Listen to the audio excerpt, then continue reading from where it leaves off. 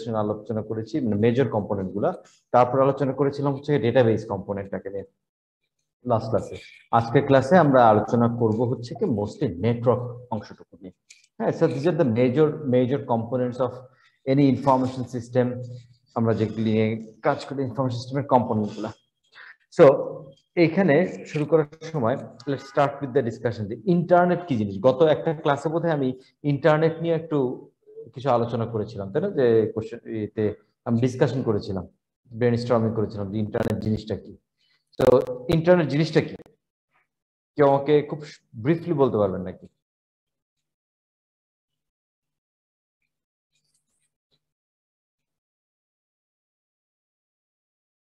Internet বলেছিলাম না একটা পাবলিক বলছিলেন যে ইন্টারনেট হচ্ছে এমন একটা নেটওয়ার্ক যেখানে পিসি করা হয়, প্রত্যেকটা পিসির সাথে প্রত্যেকটা পিসি কানেক্ট করা থাকে। হ্যাঁ, যদি প্রত্যেকটা পিসি করে এটা নেটওয়ার্ক। হ্যাঁ, ইন্টারনেটের বৈশিষ্ট্য কি basically? Speciality, what is special about internet?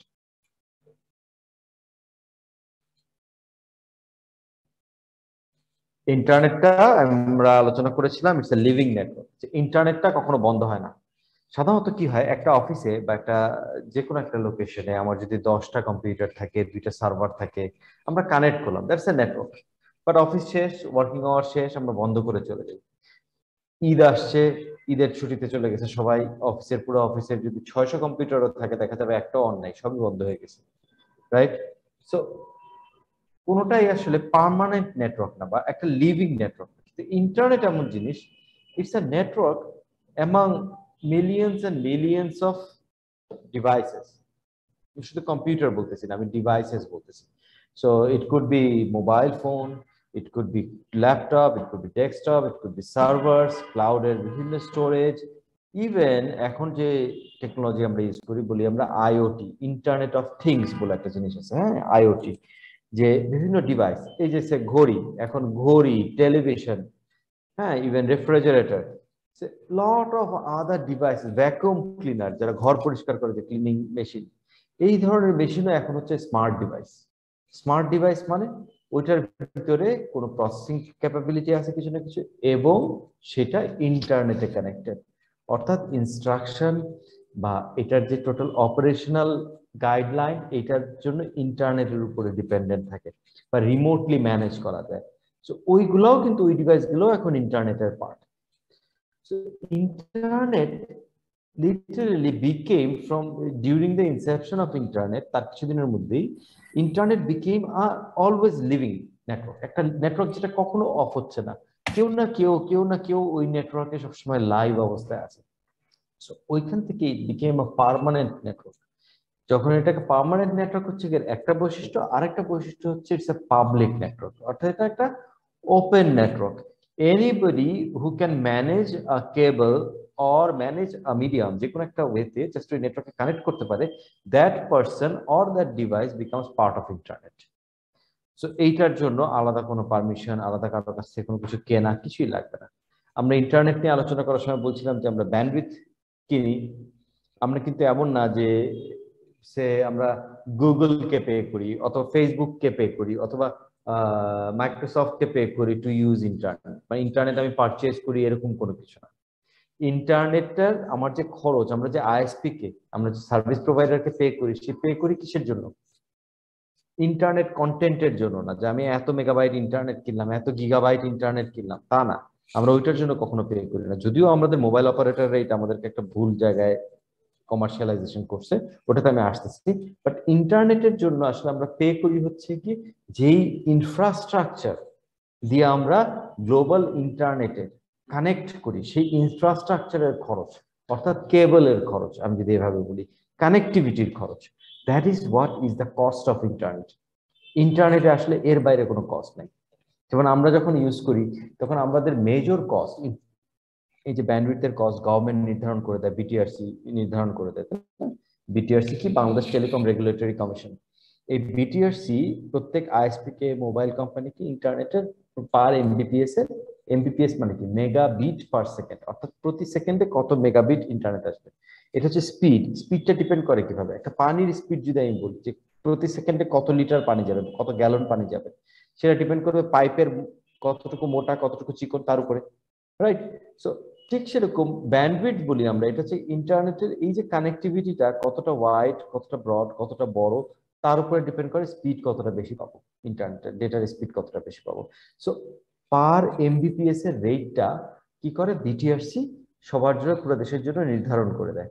এখন এই যে নির্ধারণ করে দেয় যে পার এমবিপিএস এর রেটটা, এটা কিসের উপরে, কিসের কস্টের উপরে মেইনলি নির্ধারণ করে বলেন তো? কেউ একজন বলতে পারবেন যে মেইন ইন্টারনেটের কস্ট? আমি তো বললাম ইনফ্রাস্ট্রাকচার কস্ট, বাট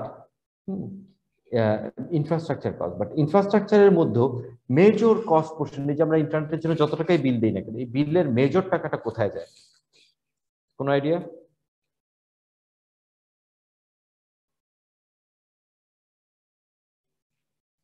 ইনস্টলমেন্ট কস্টটা শুরুতেই। ইনস্টলেশন কস্ট শুরুতেই? কোন জিনিসের installation cost? Sir depends on the technology. এখন মোবাইল নেটওয়ার্কে এক ধরনের হতে পারে, আবার ব্রডব্যান্ড নেটওয়ার্কে আরেক ধরনের হতে পারে। তার মানে মোবাইল নেটওয়ার্কে যখন পে করি তখন মোবাইল নেটওয়ার্কের জন্য পে করি, সেটা নেটওয়ার্ক কস্ট। ব্রডব্যান্ডে রাস্তার উপর দিয়ে যে কেবল গুলা যাচ্ছে সেটার জন্য পে করি। You are right, but that is not the majority portion of the cost. Majority internet, আমরা যদি লজিক্যালি যে চিন্তা করতে পারি, সারা জীবন মনে থাকবে, লজিক্যালি যদি চিন্তা করি যে আমি এখন মোবাইল সেটে, মোবাইল সেটে না, আমি বাসায় অফিসের কথাই বলতেছি, ধরেন আমার অফিসে আমি এখন এই যে ক্লাসটা নিচ্ছি ইন্টারনেটে কানেক্টেড আমি, তাই না? আমার অফিসে নিশ্চয়ই কোনো একটা আইএসপি ইন্টারনেট সার্ভিস প্রোভাইডারের কানেকশন আসছে, কেবল কানেকশন আসছে, ফাইবার অপটিক কানেকশন আসছে। এই ফাইবার অপটিক কেবলটা জন্য আমি পে করি, ইয়েস ইউ আর রাইট। কিন্তু এই ফাইবার অপটিক কেবল কোত্থেকে ইন্টারনেট নিচ্ছে? তার পিছনে কি? ওই ইন্টারনেট সার্ভিস প্রোভাইডারের একটা সার্ভার রুম বা একটা সুইচ রুম, যেখানে অনেক কানেকশন আছে। বাট ওই ইন্টারনেট সার্ভিস প্রোভাইডার কোথা থেকে ইন্টারনেট নিচ্ছে? একটা আপনি বলে ফেলেন satellite. Yes, satellite can be one source, but satellite পর্যন্ত পৌঁছাতে গেলে আবার একটা ডিশ লাগবে, কিছু ডিভাইস লাগবে সফিস্টিকেটেড, তাহলে ওইটার একটা কস্ট আছে। আবার স্যাটেলাইট থেকে যে ইন্টারনেটটা দিচ্ছে, সেই স্যাটেলাইটটা তো ডিস্ট্রিবিউট করার জন্য, যদি স্যাটেলাইটই হয়ে থাকে, যেটা পার্শিয়ালি রাইট, হ্যাঁ আমি পরে আসছি ডিটেইলে, স্যাটেলাইটটা যদি মেনটেন করা হয়ে থাকে, তাহলে স্যাটেলাইটটা কেউ না কেউ তো রকেটে করে উঠাইছে কক্ষপথে, এবং সেই স্যাটেলাইটটা মেনটেন করছে, সেই স্যাটেলাইটটা তৈরি করা হয়েছে, সেই স্যাটেলাইটটা কি করে? রিফ্লেক্টরের কাজ করে, পৃথিবীর এক এন্ড থেকে ইন্টারনেট এসে কানেক্ট করে, আমি আবার আরেক এন্ড থেকে ডিশ এন্টিনা দিয়ে কানেক্ট করে ওখান থেকে রিফ্লেকশন দিয়ে ইন্টারনেট নিয়ে আসতেছি। তাহলে ওই স্যাটেলাইটেরও একটা কস্ট আছে, তাহলে আমার ইন্টারনেট কস্টের মধ্যে স্যাটেলাইটের কষ্ট আছে, যে ওই কৃত্রিম উপগ্রহটা তৈরি করার এবং ওইটাকে মেনটেন করার। ওইটা যে বেস স্টেশন আর একটা এন্ডে আছে, তার কস্ট আছে, রাইট স্যার?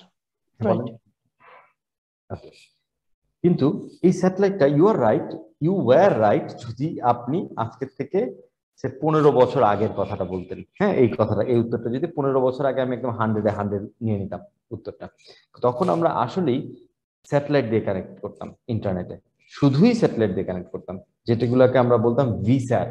হ্যাঁ, আমরা ভিস্যাট ইউনিট বসাইতাম ল্যান্ডে, যেটাতে আমরা স্যাটেলাইটের দিকে মুখ করে ইন্টারনেট নিয়ে আসতাম। তখন আমাদের একটা আইএসডি কল, মানে ইন্টারন্যাশনাল কল, ইন্টারন্যাশনাল কলের পার মিনিটের কস্ট ছিল 120 টাকা। 120 থেকে 160 টাকা পর্যন্ত আমরা পার মিনিট কল কস্ট দিতাম ইন্টারনেট, এই ইন্টারন্যাশনাল কল, কারণ ওটাই স্যাটেলাইটের থ্রু দিয়ে যেত। Satellite is very expensive. এবং তখন ইন্টারনেটের কস্ট, যখন স্যাটেলাইটের কথা বলতেছি, তখন আমরা ইন্টারনেট ইউজ করতাম হচ্ছে 9.6 kbps, একটা সময় গিয়ে 14.4 kbps, kilo bit per second. এখন যেটা আমরা এমবিপিএস ইউজ করি, 1024 কিলোতে 1 মেগা। সো এখন যা 1 mbps ইউজ করি, তার 1024 দিয়ে ভাগ করলে ইন্টু 9, মানে ধরে নেন 100 ভাগের 1 ভাগ স্পিড। 1 mbps এর 100 ভাগের 1 ভাগ স্পিড, আমি ফর সিম্পলিসিটি বলতেছি। এই 100 ভাগের 1 ভাগ স্পিড ইউজ করতাম হচ্ছে গিয়ে, I remember 9.6 kbps এর একটা dedicated line use to cost around 65,000 টাকা পার মান্থ। 65,000 টাকা দিয়ে 1 mbps এর 100 ভাগের 1 ভাগ স্পিডের ইন্টারনেট কানেকশন আমার অভিজ্ঞতায় আমি ইউজ করছি। হ্যাঁ, একটা ব্রিটিশ কোম্পানিতে আমি চাকরি করতাম, সেই ব্রিটিশ কোম্পানিতে ওই ইন্টারনেট কানেকশনটা ছিল। হ্যাঁ, যেটার জন্য আমরা 65,000 টাকা পার মান্থ দিতাম হচ্ছে গিয়ে 9.6 kbps এর কানেকশনের জন্য। তাহলে চিন্তা করতে পারেন কি পরিমাণ এক্সপেন্সিভ ছিল, বিকজ স্যাটেলাইটের খরচ অনেক বেশি এবং স্যাটেলাইটের স্পিড কম। সুতরাং আমার টোটাল যা স্পিড পাচ্ছি, স্যাটেলাইটের কস্টটাকে ওইটা দিয়ে ভাগ করলে পার ইউনিট কস্ট অনেক হাই হয়ে যেত। সো ইউ আর রাইট ওই কনটেক্সটে। তাহলে এখন আমি যেটা বললাম 15 বছর ধরে আমরা আসলে স্যাটেলাইটের উপরে ফুললি ডিপেন্ডেন্ট না, স্পেশাল কেস ছাড়া স্যাটেলাইটের ইন্টারনেট আমরা এত এক্সপেন্সিভ ইন্টারনেট তাহলে ইউজ স্যার করি না। আমি তাহলে একটা কিভাবে, কোশ্চেন করব। বলেন বলেন, এটা তাহলে বলেন স্যার না এখন তাহলে কি ইউজ করি। তাহলে স্যার এখন আমরা যে ইন্টারনেট ইউজ করতেছি এত ফ্লেক্সিবল, এত কম টাকায় কিভাবে সম্ভব? এই তো আসতেছিলাম, আচ্ছা এই জন্যই বললাম, তাহলে বললেন না যে এখন কি ইউজ করি, ওইটাই তো বলতে যাচ্ছি। আচ্ছা গুড, না এমনি আই এনকারেজ কোশ্চেন। স্যার আরেকটা কোশ্চেন আছে। বলেন বলেন। স্যার তাহলে এই মুহূর্তে এসে আমরা বাংলাদেশ কেন স্যাটেলাইট পাঠালো, যেখানে বাংলাদেশ স্যাটেলাইট কেন ইউজ করতে, বাংলাদেশ কেন স্যাটেলাইট স্যাটেলাইট? পাঠালো? আরে স্যাটেলাইটের কাজ কি একটাই, খালি ইন্টারনেট ওইটা সাপ্লাই তো দেয়, স্যার অন্য দেখা। কিছু, ওটা মিলিটারির জন্য বা অনেক কাজ আছে স্যার। স্যাটেলাইটের না, ওটা মিলিটারি না, আমাদের যে স্যাটেলাইট ওটা খুব সিম্পল, খুব সিম্পল। যাক সিম্পল হলো ইটস গুড অ্যাচিভমেন্ট, বাংলাদেশের সিম্পল হলো। স্যাটেলাইট আসলে এই যে কৃত্রিম উপগ্রহ গুলা, যে স্যাটেলাইট গুলা, এগুলার আসলে হাজার হাজার রকমের কাজ আছে, কোনো একটা সিঙ্গেল কাজ না। শুধু ইন্টারনেট সাপ্লাই করা না, শুধু টেলিফোন সাপ্লাই করা, এগুলো খুব একটা ছোট্ট কাজ। স্যাটেলাইট ইভেন আপনার কোথায় তেল গ্যাস আছে, হ্যাঁ মাটির নিচে, ওইটা স্যাটেলাইট থেকে স্ক্যান করে দেখতে সুবিধা হয়, এটা একটা কাজ। ঝড় আসতেছে কিনা সেটা ট্র্যাকিং একটা কাজ।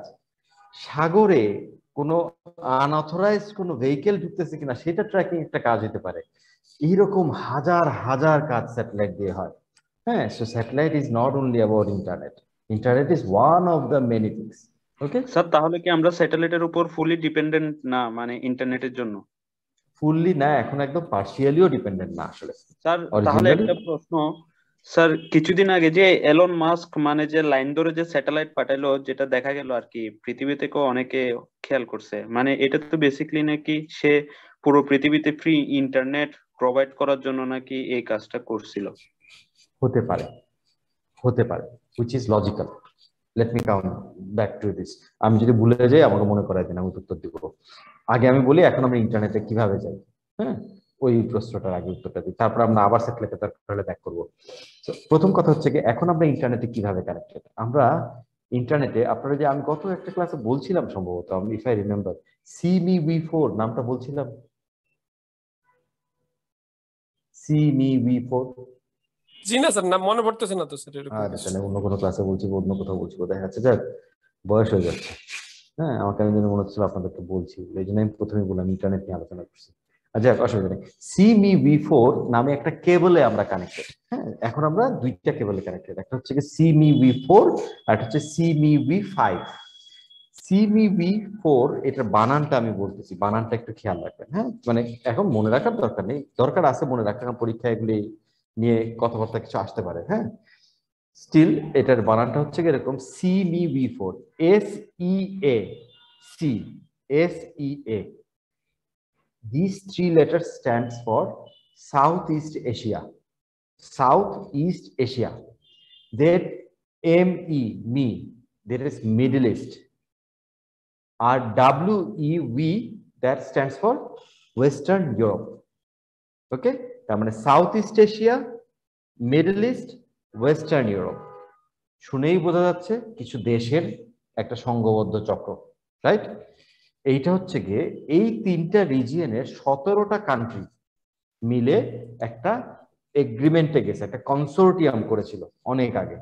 হ্যাঁ এখানে তারা কনসোর্টিয়ামটা কেন করছিল, এই যে আমরা বলছি ইন্টারনেট কি একটা লিভিং নেটওয়ার্ক, এখন আমাদেরকে সামহাও একটা কানেকশন ঘটাইতে হবে ওই লিভিং নেটওয়ার্কে, যে কানেকশনটা মোর এফিশিয়েন্টলি বেশি স্পিডে আমাকে ইন্টারনেটে অ্যাক্সেস তৈরি করে দিবে। That is the objective, simple, internet connectivity তৈরি করা। এখন এই কান্ট্রিগুলা আগে স্যাটেলাইট ইউজ করতো ইন্টারনেট কানেক্ট করার জন্য। কেন? কারণ এই রিজিয়ন গুলা ইউরোপের মেজরিটি অংশ এবং ইউএস, স্পেশালি ইউএস এর সাথে ডাইরেক্টলি কোনো কানেকশন, কেবল কানেকশন ছিল না বা কোনো কিছু ছিল না। একমাত্র কানেক্টিভিটির উপায় ছিল স্যাটেলাইট রিফ্লেকশন, অর্থাৎ ইউএসএ থেকে স্যাটেলাইটে একটা গুলি করবে, আমরা ওই গুলিটা এদিক থেকে, বা লাইট মারবে, আমরা ওই লাইটটা এদিক থেকে রিফ্লেকশনে পাবো, অনেকটা এরকম ব্যাপার। হ্যাঁ সো ফুললি স্যাটেলাইট ডিপেন্ডেন্ট ছিল, কিন্তু এটা মোটো কস্ট এফেক্টিভ না। সো কি হইলো, এই যে আমেরিকা থেকে এশিয়া, ইউরোপ, লন্ডন, আফ্রিকা, বিভিন্ন জায়গায় কানেক্টিভিটি স্টাবলিশ করা শুরু হলো। এই কানেক্টিভিটি তো দেশে কানেক্টিভিটি না, এগুলো হচ্ছে সাগরের নিচে দিয়ে কানেক্টিভিটি। এবং সেই কানেক্টিভিটিতে আমরা কেবল ইউজ করি, ফাইবার অপটিক্যাল ফাইবার ইউজ করা হয়। হ্যাঁ, তারপরে কিছু কিছু জায়গায় মাইক্রোওয়েভ ইউজ করা হয়, বড় বড় এন্টিনা দিয়ে মাইক্রোওয়েভ সিগন্যাল, খুব স্ট্রং সিগন্যাল, অনেক অনেক শয়ে শয়ে কিলোমিটার জার্নি করতে পারে, এই ধরনের সিগন্যাল ইউজ করা হয়। This have cost.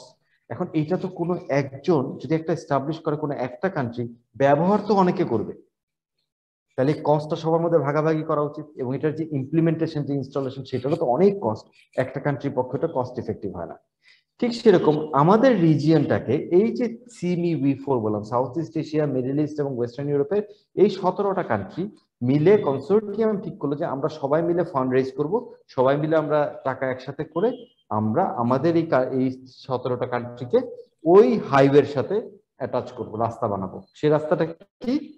একদম বঙ্গোপসাগরের নিচে দিয়ে, একদম ইন্ডিয়ান ওশানের নিচে দিয়ে, লোহিত সাগর, রেড সির ভিতর দিয়ে, হ্যাঁ, একটা কেবল একদম ইটালি পর্যন্ত, হ্যাঁ, সুয়েজ ক্যানেল দিয়ে একদম ইটালি পর্যন্ত। সুয়েজ ক্যানেল জানেন কি জিনিস? জানি স্যার।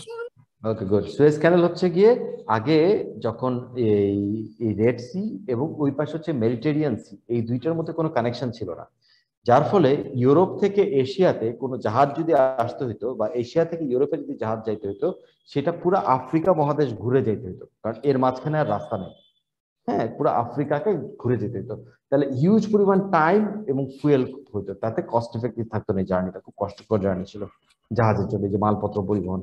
তখন একটা সময় প্রবাবলি 1700, প্রবাবলি 17 দশকে বা 18 দশকে, এই সুয়েজ ক্যানেলটা দেখা গেল দুইটা সাগরের মাঝখানে অনেক বড় একটা ল্যান্ড আছে, যেটা হচ্ছে কি মিশরে, ইজিপ্টের ওখান দিয়ে। ইজিপ্টের ওখান দিয়ে যদি একটা খাল কেটে ফেলা হয়, দুইটা সাগরকে যদি কানেক্ট করে দেওয়া হয়, তাহলে জাহাজগুলো আফ্রিকা না ঘুরে এই রেড সি দিয়ে আলটিমেটলি মেডিটেরিয়ান সিতে গিয়ে পড়ে ইউরোপে যেতে পারে। এই কারণে, এই যারা জানে না তাদের জন্য আমি জাস্ট বলতেছি, এই কারণে দুইটা এর মধ্যে একটা খাল কানেল, এটাকে বলা হচ্ছে সুয়েজ ক্যানেল। এরকম আরেকটা ক্যানেল আছে পানামা ক্যানেল। হ্যাঁ, এটা হচ্ছে সাউথ আমেরিকা এন্ড নর্থ আমেরিকার মাঝামাঝি, একটা সাউথ আমেরিকাতেই পড়ছে একটা ক্যানেল আছে, পানামা ক্যানেল, যার ফলে আমেরিকার এক পাশ থেকে, পশ্চিম পাশ থেকে পূর্ব পাশে জাহাজগুলো ওইটা দিয়ে যায়। আদারওয়াইজ এটাকে সেই নর্থ পোল ঘুরে যেতে হইতো, হ্যাঁ, বা সাউথ পোল ঘুরে যেতে হইতো, যেটা পসিবল না। সো এই যে জিনিসটা, এই যে ক্যানেল দুইটা করা হয়েছে, এই ক্যানেল দুটো বিখ্যাত ক্যানেল পৃথিবীর। সুয়েজ ক্যানেলটা যেটা, এই সুয়েজ ক্যানেল করা হয়েছে, কিন্তু সুয়েজ ক্যানেল একটা চ্যালেঞ্জ ছিল। সরি, আমি একটু বাইরে চলে গেছি, জাস্ট ব্রিফলি বলে দিই, কারণ খুব ইন্টারেস্টিং ফ্যাক্ট, এগুলো জানলে মজা। হ্যাঁ, আমার কাছে খুব মজা লাগে, and you should learn this. Suez ক্যানেলের দুই পাশে যে দুইটা সাগর, এই দুইটা সাগরের পানির হাইটের তারতম্য আছে, যার ফলে এটাকে যদি খাল দিয়ে কানেক্ট করে দেওয়া হয়, সমানে পানি ফ্লো করবে, ধ্বংস হয়ে যাবে এবং জাহাজ যেতে পারবে না। তো যেই কারণে এই দুইটা, এই ক্যানেলের দুই মাথায় গেট আছে, যখন এই পাশের জাহাজ ক্যানেলে ঢুকতে হয়, তখন গেটটা খোলা রাখে, পানির লেভেল এই পাশের সি এর সমান করা হয়। জাহাজটা ভিতরে ঢোকার পরে এবার জাহাজ যেহেতু ওই গেট খুলতে হবে, এবার ওই পাশের সাগরের সাথে পানির লেভেলটাকে আবার নিচু করে পাম্প দিয়ে আউট করে ওই পাশের লেভেলের সাথে সমান করা হয়, সো দ্যাট গেট খুলে দিলে জাহাজটা আবার যেতে পারে। সুয়েজ ক্যানেলে এভাবে করে প্রতিদিন শয়ে শয়ে জাহাজ পার হয়।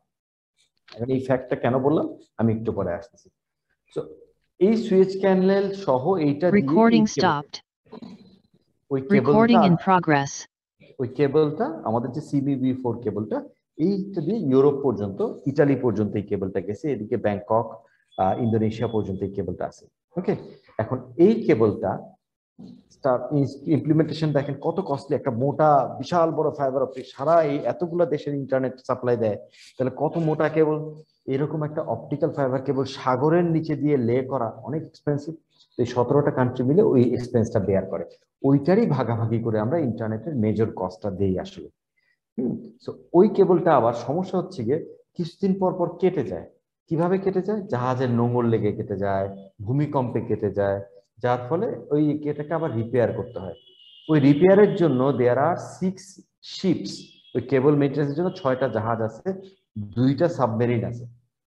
এটা শুধু CME-V4 এর কথা বলছি, ওই কেবলটার জন্য, শুধু ওই কেবলটার জন্য 2টা সাবমেরিন এবং 6টা জাহাজ আছে, যেটাকে আবার এই কনসোর্টিয়াম মেইনটেইন করে। এই কেবল কোথাও ছিঁড়ে গেলে, কেটে গেলে, ফেটে গেলে এটাকে আবার ঠিক করতে ওখানে জাহাজ যায়, ওই জাহাজ দিয়ে কি করে। এখন কাটে কেন? আনফরচুনেটলি আমাদের এই কেবলটা বেশি কাটে। কেন কাটে? এই যে সুয়েজ ক্যানেলের কথা বললাম, এই যে ক্যানেল দিয়ে জাহাজগুলো পার হয় ইউরোপে যায়, এই সুয়েজ ক্যানেলের দুই মাথায় সবসময় জাহাজের জাম লেগে থাকে, কারণ ক্যানেলটা চিকন, এখন জাহাজের পরিমাণ এত বেড়ে গেছে যে জাহাজ ওখানে পার করতে হলে তাকে শিডিউল দিয়ে ওখানে ওয়েট করতে হয়, তার শিডিউল যখন আসে তখন সে ওখান থেকে পার হইতে পারে। এই আমাদের ট্রাভেল টাইমের, সি ট্রাভেল টাইমের এখন মেজর অংশ ওই জামের মধ্যে কাটে, এবং এই জামে যখন জাহাজগুলো থাকে তখন জাহাজগুলো সবকটা নোঙর করে। আর যেহেতু এটা ক্যানেলটা চিকন এবং ওটার যে এন্ট্রিটাও খুব ন্যারো, ওখান দিয়ে আমাদের কেবলটা গেছে, এই নোঙর গুলা প্রায় গিয়ে আমাদের কেবলের উপরে পড়ে, আর আমরা ইন্টারনেটে ব্ল্যাক আউট হয়ে যাই। ওকে, দ্যাটস ওয়াই আমাদের এটার কষ্ট বেশি, যে কারণে আমাদের ইন্টারনেটের খরচও বেশি, বুঝছেন? সো এই ইন্টারনেট সিমি বি4 আমরা যখন কানেক্ট করি তার প্রায় 10 বছর আগে, হ্যাঁ 10 বছর আগে, 9 বছর আগে, প্রায় 9 বছর আগে আমাদেরকে সিমি বি3 এর আগের ভার্সনে যে কেবল, এই কেবলটা মাল্টিপল ভার্সন আছে, নতুন নতুন কেবল অ্যাড হচ্ছে। সো সিবিবি3-তে আমাদেরকে, যে থার্ড ওয়ার্ল্ড কান্ট্রি এবং বাংলাদেশ তখনও আইটিতে বা এতে একদমই ইন্ট্রোডাকশন ছিল না, তখন আমাদেরকে এটা ফ্রি কানেক্টিভিটি অফার করা হয়েছিল কনসোর্টিয়াম থেকে। কনসোর্টিয়াম থেকে অফার করা হয়েছিল, কিন্তু আনফরচুনেটলি সামহাও আমরা ফিল করছি যে আমরা যদি ইন্টারনেটে এরকম কেবল দিয়ে সব দেশের সাথে কানেক্টেড হয়ে যাই, তাহলে আমাদের দেশের সিক্রেসি, কনফিডেন্সিয়ালিটি সবাই চুরি করে নিয়ে যাবে। তাই আমরা এইরকম কানেকশনে না যাওয়াই ভালো নিজেদের সিকিউরিটির জন্য, যে কারণে আমরা ওই ফ্রি কানেকশনটা রিজেক্ট করছিলাম। সো স্বাভাবিক, আমাদের বুদ্ধি অন্যদের থেকে অনেক বেশি ছিল। সো যেটা হচ্ছে যে ওই রিজেকশন করার ফলে আমরা প্রায় 10 বছর আমাদের যে নেইবারিং কান্ট্রিগুলো আছে তারা যখন ফাইবার অপটিকে হাই স্পিড ইন্টারনেট কম প্রাইসে ইউজ করতেছে, তখন আমরা ওই 65,000 টাকায় 9.6 kbps আকাশচুম্বী প্রাইসে স্যাটেলাইটের ইন্টারনেট আরো 10 বছর ইউজ করছি। আমাদের ভালো লাগছে, হ্যাঁ। এবং যার ফলে, সরি আমি একটু নেগেটিভ ইয়েতে বলতেছি, দুষ্টামি করে বলতেছি, it was a disaster, it was a disaster, it was a real disaster। ওই 10 বছরে আমরা বাকি কান্ট্রিগুলো থেকে মিনিমাম 20 বছর পিছিয়ে গেছি, কারণ এই 8-9 বছরে বাকি আমাদের নেইবারিং কান্ট্রিরাও, ইভেন ইন্ডিয়া, ফিলিপিন্স, ইন্দোনেশিয়া, হ্যাঁ এরা, মালয়েশিয়া, সিঙ্গাপুর, এরা প্রত্যেকে ওই কানেকশন নেওয়ার পর থেকে যে পরিমাণ ডেভেলপমেন্ট হয়েছে তাদের, যে পরিমাণ outsourcing business, data entry business, medical transcription business, এই ধরনের আউটসোর্সিং, এটাকে বলে এক্সেলেন্স সেন্টার বলে, ইউরোপিয়ান এবং আমেরিকার বড় বড় ব্যাংক, বড় বড় ইন্স্যুরেন্স কোম্পানির ব্যাক অফিস ম্যানেজমেন্ট, এইগুলা ইন্ডিয়া, শ্রীলঙ্কা, পাকিস্তানও লেটে করছে, ইন্ডিয়া, শ্রীলঙ্কা, ভিয়েতনাম, দেন কম্বোডিয়া, তারপর হচ্ছে গিয়ে ইন্দোনেশিয়া, ফিলিপিন্স, এরা আগে কানেকশন নিয়েছে। নেওয়ার ফলে এদের এখানে ওই ইন্ডাস্ট্রিটা গড়ে উঠছে, এরা হিউজ পরিমাণ ইনকাম করছে, ন্যাশনাল ইনকাম হিউজ পরিমাণ করছে 8-9 বছরে, যখন আমরা এটার চেহারাও দেখতে পারিনি, কারণ আমাদের একটা ফোন কল করতে গেলেও 120 টাকা মিনিট দিতে হইতো, হ্যাঁ। So let alone data connectivity, let alone আমরা ইন্টারনেট বেস কোনো বিজনেস করবো বা ইন্টারনেট বেস কোনো সার্ভিস অফার করবো পৃথিবীকে। সো আমরা আসলে ইকোনমিক্যালি একদম সাংঘাতিক রকমের একটা ডিস্ট্রেস ফেস করছি ওই ডিসিশনটার জন্য। যেটা হচ্ছে যে তারপরে যাক আলহামদুলিল্লাহ আমরা নিলাম একটা সময় গিয়ে, নেয়ার পরে সিমিবি4, বাট তখন আমাদের এই কেবল কানেকশন মাত্র একটা সিঙ্গেল কানেকশন। আমি কেন 20 বছর বলছি সেটা বলতেছি, সিঙ্গেল কানেকশন। সো 10 বছর পিছানোর পরে আমরা সিঙ্গেল কানেকশনে আসলাম, বাট সিঙ্গেল কানেকশনে বড় বড় গ্লোবাল কোম্পানিরা কেউ এটাকে রিলায়েবল মনে করে না, কারণ এই আজকে কানেকশন আছে কালকে নাই, এরকম আনস্টেবল কানেকশন ছিল, আমাদের কোনো ব্যাকআপ কানেকশন নাই, যার ফলে স্টিল কস্ট ইজ হাই, এই মিউট করে নিয়েন, কস্ট ইজ হাই, এবং আমরা আসলে ওটা দিয়ে ব্যবসায়িক কাজে, সত্যিকার প্রোডাক্টিভ কাজে ইউজ করতে পারি না। দেন আমাদের আসলে সিমি5 এ যখন আমরা কানেক্ট করলাম, না তার আগে আমরা আরেকটা কানেকশন নিলাম দেশে, সেটাকে বলি হচ্ছে কি আইটিসি, ইন্টারন্যাশনাল টেরেস্টেরিয়াল কেবল, যেটা মাটি দিয়ে গেছে, যেটা ইন্ডিয়ার থ্রু দিয়ে আমরা কানেকশনটা, এই কেবলটা ইন্ডিয়া ভেদ করে আলটিমেটলি ওদিকে ইউরোপের দিকে চলে গেছে। সো এই যে টেরেস্ট্রিয়াল কেবলে যখন কানেকশন নিলাম, সেটা তখন আমাদের ব্যাকআপ কানেকশন হলো, তখন থেকে আসলে আমরা আইটিতে আগানো শুরু করছি বাংলাদেশ। ওকে, সো তার মানে আমি যা বলতে চাচ্ছি এইসব আসলে সব সাইড লাইনের কথা, বাট মেইন জিনিস হচ্ছে ইন্টারনেট কি, পাবলিক নেটওয়ার্ক, লিভিং নেটওয়ার্ক, যেটাতে আচ্ছা এটার নাম কি, একটু মিউট করে সবাই একটু খেয়াল করেন, হ্যাঁ মিউট করে নিন, আপনার বাইরের কথাবার্তা চলে আসছে ক্লাসে। ওকে, সো যেটা বলতেছিলাম যে ইন্টারনেট হচ্ছে পাবলিক নেটওয়ার্ক, লিভিং নেটওয়ার্ক, কিন্তু ইন্টারনেটের কস্ট, ইন্টারনেটের কোনো মালিক নেই বোঝা যাচ্ছে। সো আমরা যে মেজর কস্টটা দেই সেই কস্টটা ইজ অ্যাবাউট দ্য কানেক্টিভিটি, আমরা কি ওয়েতে আসলে কানেক্ট করতেছি।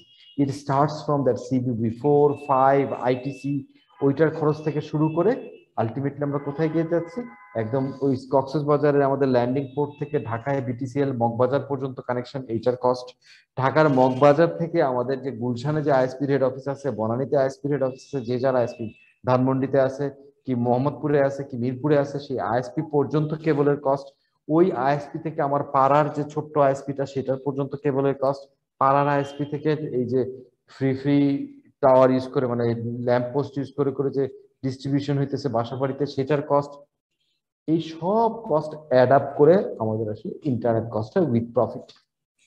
প্রত্যেক লেয়ারে লেয়ারে তাদের মার্কআপ মার্জিনটা সহ এই হচ্ছে টোটাল আমাদের ইন্টারনেট কস্ট। ইভেন আমরা মোবাইল ফোন কোম্পানির কাছ থেকে যখন internet pi, this is also counts, তারা আসলে BTCL মগবাজার থেকে কানেকশনটা নেয় মোবাইল কোম্পানিগুলা। মগবাজার পর্যন্ত যে কস্ট, কক্সবাজার থেকে মগবাজার, সেটাও এটার মধ্যে ইনক্লুডেড। কক্সবাজারের যে কস্ট অর্থাৎ CBB4 বা CBB5 এর, সেটাও এর মধ্যে ইনক্লুডেড। তো এই করে মোবাইল অপারেটর আলটিমেটলি আমাদের মোবাইল ফোন নেটওয়ার্কে যখন ডিস্ট্রিবিউট করছে, ওই নেটওয়ার্কের BTS এর কস্ট এর মধ্যে included. Okay, so that is how internet is priced. That is how we purchase internet. তাহলে এখন বোঝা যাচ্ছে যে ইন্টারনেট হচ্ছে কানেক্টিভিটির কস্ট। তাহলে আমি যে জায়গায় একটা ছেড়ে আসছিলাম একটা পয়েন্ট, আমি বলছিলাম মোবাইল কোম্পানিগুলো আমাদের কাছে ইন্টারনেট একটু ভুলভাবে বিক্রি করে। সেটা হচ্ছে কি, আমরা ডাটা প্যাক কিনি, ডাটা প্যাক কিনি 2GB প্যাক 1 মাসের জন্য, 3GB প্যাক 30 দিনের জন্য বা 15 দিনের জন্য, 4 দিনের জন্য হচ্ছে গিয়ে এত GB প্যাক, এভাবে করে কিনি না অনেক সময় মোবাইল অপারেটরের কাছ থেকে। এই তখন যখন আমাদের তখন আইডিয়াটা হয় কি, যে আমি 5GB ইন্টারনেট কিনলাম 7 দিনের জন্য, মনে হচ্ছে আমি 1 বালতি ইন্টারনেট কিনছি, কিন্তু ইন্টারনেট বালতি করে দেওয়া সম্ভব না, ইন্টারনেট এরকম মেজার করে দেওয়া সম্ভব না। Internet is a cost of connectivity. আর মোবাইল কোম্পানির লিমিটেশন হচ্ছে গিয়ে, মোবাইল কোম্পানির যে স্পিড, ইন্টারনেটের যে স্পিড, এইটা ডিপেন্ড করে টাওয়ার এবং আদার ডিভাইসেসের স্পিডের উপরে, যেটা আপনি, আমি, আমার পাশে বসে থাকা আরো 10টা মানুষ, সবার মোবাইলের একই স্পিডই আসবে আসলে। যদি 4G হয় 4G আসবে, 3G হলে 3G আসবে, হ্যাঁ, আর আমরা যদি ফ্যাশন করে বলি 4.5G 5G whatever it is, সেটা আসবে, কিন্তু একই স্পিড আসবে ওই টাওয়ারের আন্ডারে। তাহলে আমার ধরেন পয়সা কম আছে, আরেকজনের পয়সা বেশি আছে, আমার ইন্টারনেট কম দরকার, আরেকজনের বেশি ইন্টারনেট দরকার। এখন মোবাইল কোম্পানি দুজনের কাছ থেকে সেম স্পিড দিলে, সেম পয়সায় নিলে ওর ব্যবসা চলবে না। ওর কারো কাছ থেকে কম নিতে হবে যাতে সে ইন্টারনেটের মধ্যে পা রাখে, যাতে তার ডাটাটা ইউজ করে, কম প্রফিট হবে। কিন্তু পোর্টফোলিওতে আরো এরকম মানুষ লাগবে যারা বেশি পরিমাণ ইন্টারনেট ইউজ করে, তাদের কাছ থেকে বেশি যেন চার্জ করা যায়। সেইটার ফর্মুলা বাইর করতে গিয়ে এই ডাটা প্যাকের কনসেপ্ট আসছে। ওকে, আসলে আমরা সবাই কানেক্টিভিটির কস্টই দিই, কিন্তু ভাগযোগ করে কেউ বেশি দেয় কেউ কম দেয়, ওই ইউজেজের উপর ডিপেন্ড করে। কিন্তু ইন্টারনেট আসলে এমবিতে কেনা সম্ভব না। ওকে, ইন্টারনেট সংক্রান্ত কনসেপ্ট কি ক্লিয়ার? জি স্যার। ওকে গ্রেট, অনেক কিছু বলে বলছি, বাট এটা একজনের একটা কোশ্চেন আমি ফেলে আসছিলাম, স্যাটেলাইটের একটা কি জানি ছিল, এলন মাস্ক। ওকে, জাস্ট আমি 2-3 সেন্টেন্সে উত্তরটা দিয়ে দিই। যেটা হচ্ছে যে দেখেন, ইন্টারনেট কোথাও পাইতে হলে রিচেবিলিটি, যেটা আজকে বাংলাদেশের কথা চিন্তা করেন, আমরা কিন্তু বাংলাদেশে উই আর ভেরি লাকি, আমাদের 64টা জেলায় ডিস্ট্রিক্টে সামহাও মোবাইল টাওয়ার খুব ইজিলি পৌঁছে গেছে। কিন্তু সব জায়গায় ইন্টারনেট এনেবলড টাওয়ার, একদম 3G বা 4G এনেবলড টাওয়ার সব জায়গায় নাই, কারণ এটা কস্টলি, এটা এক্সপেন্সিভ। প্লাস এক্সপেন্সিভের চেয়ে বড় কথা হচ্ছে গিয়ে, গ্রামীণ ফোন বা রবি যখন টাওয়ার গুলা বসাচ্ছে, তখন তারা ক্যালকুলেট করে এই টাওয়ার আমি খাগড়াছড়িতে বসাইতেছি, কিন্তু এই খাগড়াছড়িতে যে জায়গায় আমি বসাচ্ছি সেই জায়গায় ইন্টারনেট ব্যবহারকারীর সংখ্যা বা প্রয়োজন হয়তো 23 জনের। 23 জন মিলে আমার 4G টাওয়ারের যে কস্ট হয়, সেই কস্ট আমাকে পোষায় দিতে পারবে না কোনোদিন। সুতরাং এইখানে 4G টাওয়ার বসানো অনর্থক, কমার্শিয়ালি সেন্স মেক করে না। সুতরাং কমার্শিয়ালি সেন্স মেক করে না বলে বেশিরভাগ জায়গায় আমাদের মোবাইল ফোনের কানেকশন থাকলেও ডেটা কানেকশন ওভাবে করে নাই, ওরকম স্মুথ নাই। এটা কমার্শিয়াল রিজন, এটা ফিজিবল না। এই জন্য তার মানে বাংলাদেশে ইন্টারনেট আছে, তার মানে আমি বলতে পারি বাংলাদেশে একটা বিশাল অংশে জিওগ্রাফিতে ইন্টারনেট কানেকশন নাই, মোবাইল ফোন কানেকশন আছে। সিমিলারলি বাংলাদেশ তাও অনেক অ্যাডভান্সড এদিক থেকে, অনেক বেশি অ্যাডপ্ট করছে। If we go to Indonesia, if we go to some other countries, if we go to Africa, if we go to middle east, মরুভূমির মধ্যে অনেক অংশে, আফ্রিকার প্রচুর জায়গায় ইন্টারনেটের নাম গন্ধ কিছু নেই, ইভেন মোবাইল টাওয়ারও নেই।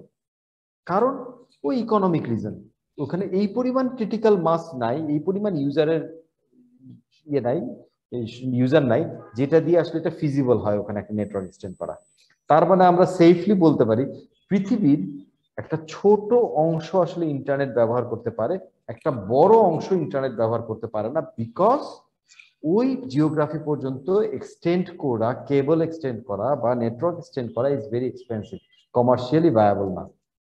এলন মাস্ক যে কাজটা করতেছে সেটা হচ্ছে কি, এই যে স্যাটেলাইট তার যে plan, Elon Musk is an innovator and very forward thinker, খুবই ফরওয়ার্ড থিঙ্কার। এখন তার যে কাজটা করছে, it may not make business sense, কারণ তার স্যাটেলাইটের কস্ট ভাগাভাগি করে আলটিমেটলি নাও উঠতে পারে, but in the long term, in the long run, that can evolve as a hugely profitable business. তো তাদের চিন্তা ভাবনাগুলো অনেকটা এরকম, যেমন হচ্ছে গেছে এখন স্পেস এক্সের যে কনসেপ্ট, অর্থাৎ রকেট, এই যে আমরা বঙ্গবন্ধু স্যাটেলাইট উঠাতে পারলাম, কেন পারলাম? আজকের থেকে যদি 5 বছর আগে 10 বছর আগে হইতো, আমরা কোনোদিন স্যাটেলাইট উঠাতে পারতাম না, ওই ইকোনমিক ফিজিবিলিটি আমাদের হইতো না। কেন হয়েছে? কেন হইতো না? আগে একটা রকেট একটা স্যাটেলাইট নিয়ে স্পেসে যাইতো, কক্ষপথে গিয়ে ওই রকেট পুড়ে ছাই হয়ে যেত, ওই রকেটের আর কোনো ফেরত আসার কোনো চান্স ছিল না ওই রকেটের কম্পোনেন্ট গুলার। এলন মাস্ক কি করছে, ট্রায়ালের পর ট্রায়াল দিয়ে যে জিনিসটা তৈরি করছে সেটা হচ্ছে কি রিট্রাক্টেবল রকেট বানাইছে, মানে রিট্রিভেবল রকেট, অর্থাৎ রকেটের মেজর কম্পোনেন্ট গুলো ওইখানে যাওয়ার পরও ওগুলা ফেরত আসতে পারে। যেমন হচ্ছে কি ওর ব্লাস্ট সিলিন্ডার আছে যেখানে প্রচুর পরিমাণ ফুয়েল থাকে, এই ফুয়েলের ট্যাঙ্ক গুলা স্পেস পর্যন্ত পৌঁছানোর আগেই ওগুলাকে রিলিজ করে দেওয়া হয়, আগে ওগুলো অ্যাটমসফিয়ারে ঢুকতে ঢুকতে পুড়ে ছাই হয়ে যেত। এখন ওগুলাকে আটলান্টিক ওশনে সুন্দর করে ল্যান্ডিং প্যাডে ল্যান্ডিং করানো হয়, যাতে পরের বার ফ্লাইটের সময় আবার ওই ফুয়েল ট্যাঙ্ক গুলো লাগাই দেওয়া যায় রকেটে। এতে স্পেস ট্রাভেলের কস্ট অনেক গুণ কমে গেছে, যার ফলে আমাদের মতো কান্ট্রির পক্ষে পসিবল হচ্ছে স্যাটেলাইট কক্ষপথে দেওয়ার, আদারওয়াইজ আমরা কস্টে কোনোদিন ফিজিবল হইতে পারতাম না। ওকে, সো এই ধরনের ফরওয়ার্ড থিঙ্কারদের জন্য আমাদের কিছু বেনিফিট হচ্ছে। সো এটা আমি জাস্ট সাইডলাইনে এগেন আপনার কোশ্চেনের উত্তর দিয়ে যদি দিই, এই স্যাটেলাইট গুলো যদি এরকম করে যদি আসে, তখন দেখা যাবে যে এই যে জিওগ্রাফিক্যাল গ্যাপ যেগুলা, যেখানে আমি নর্মাল নেটওয়ার্ক এক্সটেন্ড করা এক্সপেন্সিভ বলে আমি করতে পারতেছি না, সবাই স্যাটেলাইটের আন্ডারে, সুতরাং ওই জায়গায় এক্সপেন্সিভ হইলেও ইন্টারনেট অ্যাভেলেবল হয়ে যাবে। সুতরাং কোন একটা এনজিও গিয়ে যদি কাজ করতে চায়, কোন একটা ডোনার এজেন্সি বা কোন একটা রিসার্চার যদি একটা জঙ্গলে গিয়ে কাজ করতে চায়, সেও স্যাটেলাইটের থ্রুতে ইন্টারনেটে কানেক্ট হতে পারবে। মেবি তার ইন্টারনেট এক্সপেন্সিভ হবে, অর মেবি এভারেজে পোর্টফোলিওতে প্রাইস হয়তো সবারই কমে আসবে টেকনোলজির বরাদ দিয়ে। সো দ্যাটস ওয়াই ওই স্যাটেলাইটের জিনিসে যাচ্ছে, যদিও আমাদের অলরেডি নেটওয়ার্ক আমরা স্যাটেলাইট থেকে সরে এসে ফাইবার অপটিকে চলে আসছি। ওকে, তাই কিছু ওই গ্যাপ এলাকাগুলো, ভ্যাকুয়াম গুলোকে কভার করার জন্য স্যাটেলাইট প্রয়োজন। I hope I could answer your question. Okay. আচ্ছা, এবার আসি, ইন্টারনেট নিয়ে অনেক আলোচনা হয়ে গেছে, অনেক বেশি। লেটস ইন্টারনেট বলেন, শুভশ্রী বলেন। স্যার তাহলে ইন্টারনেটের লাইফ কি ইনফিনিটি? হ্যাঁ, তো বটেই, এই যে বললাম, এটা তো কোনো ওয়্যার হাউসে নাই, এটা কোনো প্রোডাকশন হচ্ছে না, কোনো কিছু না, ইটস এ নেটওয়ার্ক। আপনি আমি connected, we are part of internet, we are making internet, you and me, we are making internet. কিন্তু আপনাকে কেউ পয়সা দিচ্ছে, আমাকে কেউ পয়সা দিচ্ছে, বা আমি আজকে যাচ্ছি কালকে আসবো না, মরে গেলে হয়তো কালকে আসবো না, বাট কেউ না কেউ আসবে, কেউ না কেউ জয়েন করবে। সো এই যে লিভিং নেটওয়ার্ক, সবার participation, it's a living network, that is what internet is. Anyone getting connected to this network is having internet. So internet কেউ প্রডিউস করে না, কেউ সাপ্লাই করে না। ওকে, সেটা ইনডেফিনিট, আনলিমিটেড। সো এবার আসি আমরা ইন্ট্রানেট। ইন্টারনেট আর intranet, internet can be, internet হচ্ছে কি জিনিস? আচ্ছা, ইন্ট্রানেটও একটা নেটওয়ার্ক, এবং সাধারণত পারসিভ সেটাও একটা লিভিং নেটওয়ার্ক, এটাও সাধারণত কখনো বন্ধ হয় না। বাট ইন্ট্রানেটটা ছোট সাইজেরও হইতে পারে, বিশাল বড় গ্লোবালিও হইতে পারে, ইন্টারনেটের থ্রু দিয়েও হইতে পারে। ইন্টারনেট যত বড়, ইন্টারনেট তত বড় হইতে পারে। বেসিক পার্থক্য between internet and intranet is ইন্টারনেটের আমি প্রপার্টি বলছিলাম যেটা লিভিং নেটওয়ার্ক, আর একটা হচ্ছে publicly accessible. Anybody can access any system. তার ভিতরে ডেটা অ্যাক্সেস করাটা আছে সেকেন্ডারি, তাই সেটা হয়তো পাসওয়ার্ড প্রোটেক্টেড থাকতে পারে, বাট ওই সিস্টেমটা পর্যন্ত পৌঁছানোর রাস্তা তার জন্য ওপেন। একটা সিস্টেম থেকে আরেকটা সিস্টেমে পৌঁছানোর পর্যন্ত রাস্তা তার জন্য open. It's open network internet. ইন্টারনেটের ব্যাপারটা হচ্ছে it's not an open network, it's not a public network, it's particular কিছু কমিউনিটি অথবা গ্রুপ অফ পিপল অথবা অর্গানাইজেশনের নিজের পারপাসের restricted access network, not public access network. কিরকম? ধরেন একটা multinational Unilever is a British company, right? So Unilever একটা মাল্টিন্যাশনাল কোম্পানি, তার হচ্ছে ইংল্যান্ডে তার হেডকোয়ার্টার আছে, সারা পৃথিবীতে তার আছে। অথবা Coca Cola international beverage limited, American company, আমেরিকায় তার হেডকোয়ার্টার আছে, সারা পৃথিবীতে তার বিভিন্ন জায়গায় অফিস আছে। এই যে অফিসগুলা কোকা কোলার বা ইউনিলিভারের, এই প্রত্যেকটা অফিসে ইআরপি চলতেছে, ফাইন্যান্সিয়াল সিস্টেম চলতেছে, অন্যান্য বিভিন্ন রকমের সিস্টেম সফটওয়্যার চলতেছে। যে সফটওয়্যার গুলা অনেক ক্ষেত্রেই তাদের যে হেডকোয়ার্টারের যে সফটওয়্যার গুলা বা সার্ভার গুলা তার সাথে কানেক্টেড থাকে, ওইখান থেকে মেইনলি ডেটা এক্সচেঞ্জ করতে হয়।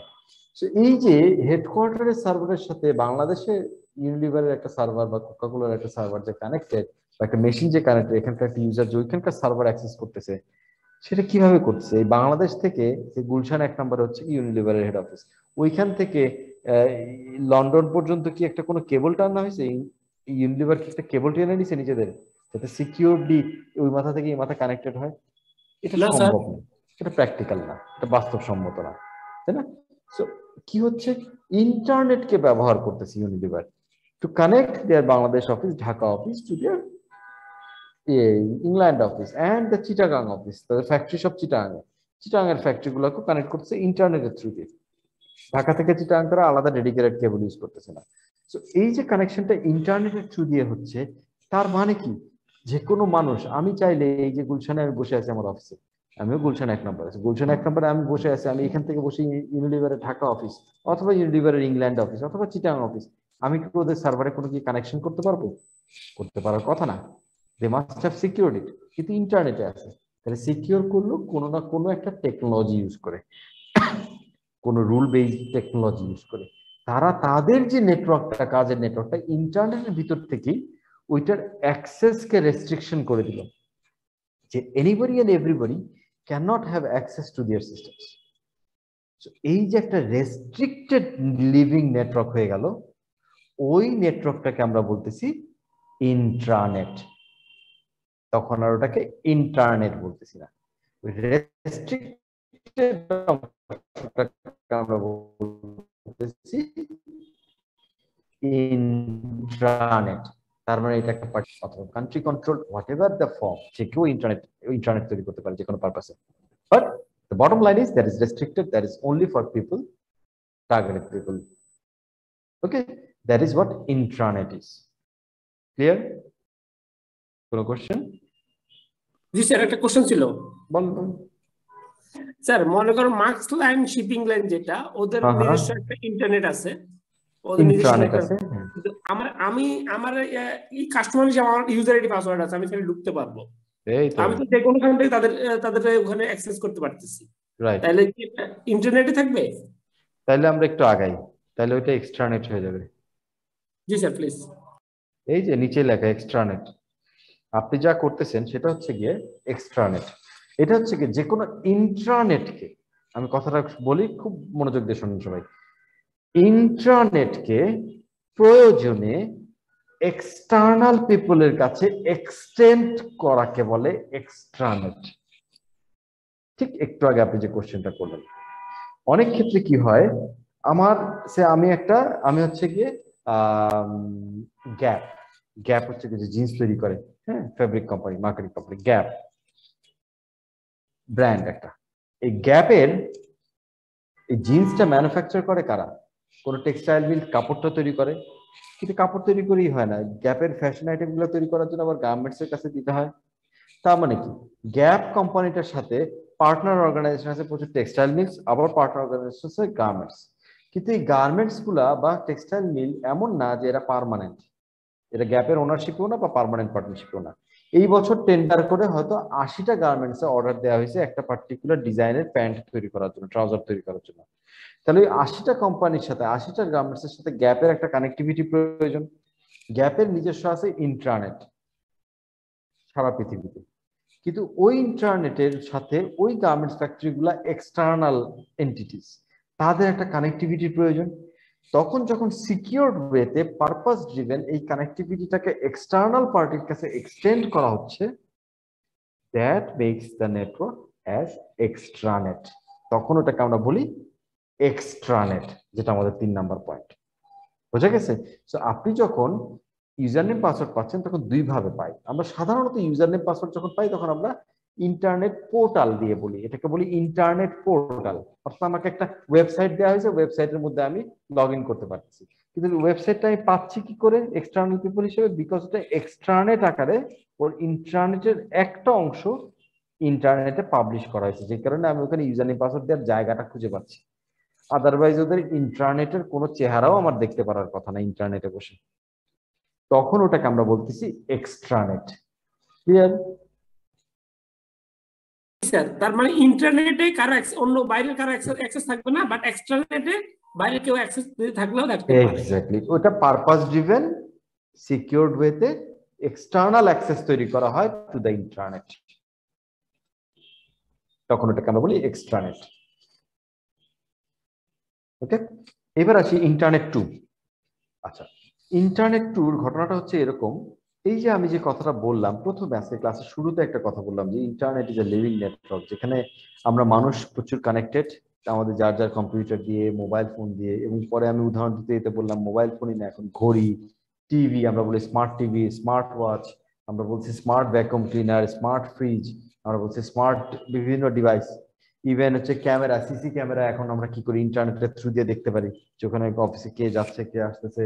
আমাদের এরকম প্রচুর ডিভাইস এখন আছে। ইভেন ডিভাইস বাড়তে বাড়তে এমন ডিভাইস আছে ইভেন এগ্রিকালচারে ইউজ হয়, যে কোথাও জমি শুকনা হয়ে গেছে কিনা, ওখানে সেচের পানি দেয়া লাগবে কিনা, কতটুকু দেয়া লাগবে, এটা মেজার করার জন্য জমির মধ্যে ডিভাইস লাগানো আছে, ল্যান্ডের কোনায় কোনায়, যেই কোনায় মনে ডিভাইসের মধ্যে একটা করে সিম কার্ড আছে, সেই সিম কার্ড সিগন্যাল পাঠায় ইন্টারনেটের থ্রু দিয়ে আমার সার্ভারে, যে ওখানে একটু কেমন খড়খড়া হয়ে গেছে, পানির হিউমিডিটি কমে গেছে। সুতরাং আমার পাম্পের মধ্যে ইন্টারনেট আছে, সেই পাম্পের ইন্টারনেটে কমান্ড অটোমেটিক্যালি চলে যায়, পাম্প করা শুরু করে পানি, যে ওখানে পানি লাগবে জমির ওই কোনায়। গরুর পেটের মধ্যে ডিভাইস লাগানো হয় এখন, যেই বেল্ট দিয়ে একটা ডিভাইস লাগানো হয় যেটার মধ্যে সিম কার্ড আছে, যেটার মধ্যে ইন্টারনেটে কানেক্টেড। তার মানে ওই ডিভাইসটাও ইন্টারনেটের একটা ইউজার। ওই গরু ইন্টারনেট দিয়ে কি করে, গরুর টেম্পারেচার দেখে, গরু অসুস্থ কিনা, গরুর দুধ দেওয়ার অপটিমাম সময় কখন, যদি প্রেগনেন্ট গরু হয় তাহলে সেটার বিভিন্ন মনিটরিং চলতে থাকে।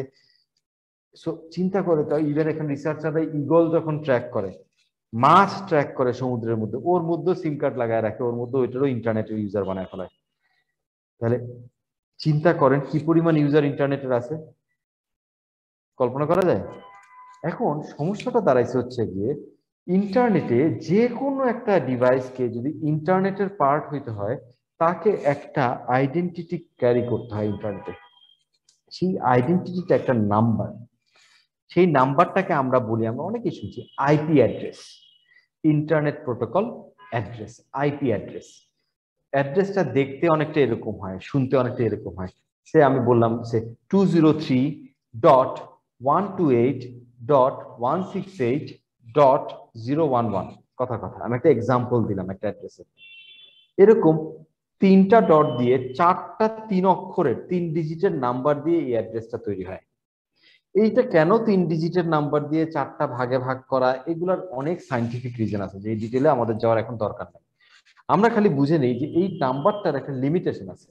এই যে প্রত্যেকটা ব্লকের মধ্যে হাইয়েস্ট 255 পর্যন্ত হইতে পারে, 255, 255, 255, 255। তার মানে total number of device at A time ইন্টারনেটের মধ্যে থাকতে পারে কত? 255 ইন্টু 255 ইন্টু 255 ইন্টু 255। এইটার যে রেজাল্ট হবে যে নাম্বারটা, এতগুলা ডিভাইস এট এ টাইম ইন্টারনেটে থাকতে পারে, এর চেয়ে বেশি থাকতে পারে না, কারণ এই টেকনোলজিটা এর চেয়ে বেশি পরিমাণ ডিভাইস সাপোর্ট করতে পারে না, কারণ আইপি অ্যাড্রেস শর্ট পড়বে। এখন আমরা যখন এই গরুটার কথা বলতেছি, আমরা যখন ঘড়ির কথা বলতেছি, আমরা যখন আমার সিসি ক্যামেরার কথা বলতেছি, এরা প্রত্যেকে যখন ইন্টারনেটে যাচ্ছে, আমার মোবাইলটা যখন ইন্টারনেটে যাচ্ছে, আমরা একটা মানুষ হয়ে 3টা মোবাইল ইউজ করতেছি, বাসায় আবার স্মার্ট টিভি ইউজ করতেছি, হাতে স্মার্ট ওয়াচ ইউজ করতেছি, ল্যাপটপ ইউজ করতেছি, আমার একটা ট্যাবও আছে। তখন একটা মানুষের পিছনে আমি 6টা 7টা আইপি অ্যাড্রেস দখল করে ফেলতেছি। তার মানে মানুষের চেয়ে আইপি অ্যাড্রেসের পরিমাণ বেশি প্রয়োজন হচ্ছে। সায়েন্টিস্টরা যখন এই ইন্টারনেটের ডিজাইনটা করছিল, এই টেকনোলজিটা, তখন তারা চিন্তা করছিল যে এই 255 দিয়ে যে সংখ্যাটা দাঁড়ায়, পৃথিবী ধ্বংস হয়ে গেল, এই পরিমাণ সংখ্যা রিচ করা কোনোদিন সম্ভব না, যে এতগুলা কম্পিউটার পৃথিবীতে আসবে। আইবিএম এ যখন প্রথম কম্পিউটার, মেইন ফ্রেম কম্পিউটার গুলো যখন তৈরি করে, আইবিএম এর সিইও ছিল, যখন সিইও তখন প্রেসিডেন্ট বলতো, প্রেসিডেন্ট একটা বক্তৃতায়, উদ্বোধনী বক্তৃতায় বলছিল, তখন যখন প্রথম কম্পিউটারটা যখন লঞ্চ করা হয়, যেটা 3তলা বিল্ডিং এর সমান ছিল, তো এই কম্পিউটারটা যখন লঞ্চ করা হয়, তখন সে খুব গর্ব করে বলছিল, আমি ক্লিয়ারলি দেখতেছি পৃথিবীতে অ্যাটলিস্ট 5টা কম্পিউটারের মার্কেট আছে, ওয়ার্ল্ডে একদিন 5টা পর্যন্ত কম্পিউটার বিক্রি হবে। আজকে আমরা একটা লঞ্চ করতেছি, আরো 4টা মিনিমাম বিক্রি হবে পৃথিবীতে। চিন্তা করেন সে কি পরিমাণ দূরদর্শী ছিল। সে বলছিল 5টা কম্পিউটার বিক্রি হবে পৃথিবীতে। এখন আমাদের একটা বাসার মধ্যে 5টার বেশি কম্পিউটার থাকে অনেক ক্ষেত্রে, রাইট? অর্থাৎ তখন এটা কল্পনারও বাইরে ছিল এই ডিভাইসগুলো এত হ্যান্ডি হবে। ইন্টারনেট যখন আসছে তখন ঘরে ঘরে কম্পিউটার পৌঁছে গেছে, কিন্তু ইন্টারনেট যখন ডিজাইন করা হয়েছিল তখন কম্পিউটার ছাড়া অন্য কোনো ডিভাইস যে ইন্টারনেট ব্যবহার করতে পারে এইটা আইডিয়ার মধ্যে ছিল না সায়েন্টিস্টদের। যার ফলে তারা হিসাব করে দেখছে পৃথিবীর জনসংখ্যা বাড়তে বাড়তে এবং শিক্ষিতর সংখ্যা বাড়তে বাড়তে, কম্পিউটারের অপারেটরের সংখ্যা বাড়তে বাড়তে হাইয়েস্ট কত হইতে পারে। সুতরাং এত রাখলেও এটা লাক্সারি, এর চেয়ে বেশি জীবনও পৌঁছাবে না, তার আগে পৃথিবী ধ্বংস হয়ে যাবে। কিন্তু ওরা জানতো না যে আমাদের এখানে নির্বিটাতেও, হ্যাঁ, কয়েকশো গরুর পেটের মধ্যে এখন ইন্টারনেট আছে। ওদের আইডিয়াও ছিল না। সো এই যে ঘটনাটা ঘটলো, এই আইওটি প্লাস স্মার্ট ডিভাইসেস, এক মানুষের পিছনে এতগুলা ডিভাইস, এই রিভলিউশনের ফলে, এইটার ফলে, চেঞ্জের ফলে আমাদের ইন্টারনেটের যে থিঙ্কিং ছিল যে এত ক্যাপাসিটি ইজ এনাফ, সেটা ফেল করা শুরু করছে। এখন সায়েন্টিস্টরা ভীত যে ইন্টারনেটে আইপি শর্ট পড়বে। তার মানে আমাদেরকে কিছুদিন পরে গিয়ে লাইন ধরতে হবে, বুকিং দিতে হবে যে আমি আজকে 7:25 ইন্টারনেটে ঢোকার পারমিশন পাবো, তার আগে ইন্টারনেটে ঢুকতে পারবো না। পৃথিবী ধ্বংসের পথে চলে যাবে রীতিমতো, তা যদি হয়, তাই না? এখনকার মানুষ কন্টিনিউয়াস ইউটিউব দেখে, কন্টিনিউয়াস ফেসবুকে গুতায়, তাহলে যদি সেটা শিডিউল করে দিতে হয় যে 4:30টার সময় আপনি ফেসবুকে ঢুকতে পারবেন, তাহলে চিন্তা করেন অবস্থাটা, এটা সম্ভব না। এই কারণে সায়েন্টিস্টরা তাড়াতাড়ি করে ইন্টারনেটকে রিডিজাইন করা শুরু করলো। রিডিজাইন করলো কিভাবে? এই যে আইপি অ্যাড্রেসের যে লিমিটেশন, এই লিমিটেশনটাকে ক্রস করা যায় কি করে, কি করে এখন আমরা আরো বুদ্ধিমান, এমন ভাবে ডিজাইন করা শুরু করলো যাতে ইন্টারনেটে আইপির সংখ্যা, এই টেকনোলজিটা দিতে পারে এত যে প্রতিটা মানুষের 1 মিলিয়ন করেও যদি ডিভাইস থাকে, 1 মিলিয়ন মানে 10 লক্ষ, তাও শর্ট পড়বে না। এইরকম করে এটাকে রিডিজাইন করা হলো। সমস্যা হয়ে দাঁড়াইলো ইন্টারনেটের যে ওল্ড ডিজাইন আর যে নিউ ডিজাইন, দুইটা আসলে নিজেদের মধ্যে কথা বলতে পারে না, কারণ দুইটা দুই রুলে চলতেছে। কিন্তু এখন করা হচ্ছে কি, লাস্ট প্রায় 8-9 বছর ধরে যে জিনিসটা শুরু হয়েছে, আপনারা দেখবেন সমস্ত কম্পিউটার যারা একটু টেকনোলজিক্যালি একটু সেভি, তারা দেখবেন আইপি অ্যাড্রেস যেখানে কম্পিউটারে বসানো হয় ওখানে দুইটা জিনিস লেখা থাকে। একটা লেখা থাকে IPv4 মানে ভার্সন 4, আর একটা লেখা থাকে IPv6 মানে ভার্সন 6। এবং প্রতিটা ডিভাইসে এখন এই দুইটা আইপি অ্যাড্রেসই অটোমেটিক্যালি বসে যায়। কেন বসে? IPv4 হচ্ছে কি দা ওল্ড ইন্টারনেট, IPv6 হচ্ছে কি দা নিউ ইন্টারনেটের আইপি। একই ডিভাইসে যখন দুইটা থাকে, এই ডিভাইসটা দুইটা ইন্টারনেটেই কমিউনিকেট করতে পারে। একটা সময় আসবে যখন সমস্ত ডিভাইসে IPv6 অ্যাভেলেবল হয়ে যাবে আস্তে আস্তে, গ্র্যাজুয়ালি। তখন আমরা IPv4 এর ইন্টারনেটটা একদিন সুইচ অফ করে দেবো, যে IPv4 এ আর কোনো ডিভাইস কাজ করবে না। গ্র্যাজুয়ালি কোএক্সিস্ট করতেছে।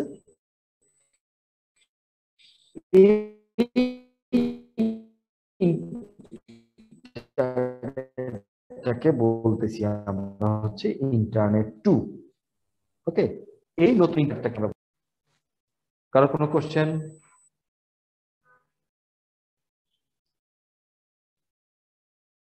ওকে, ইন্টারনেট 2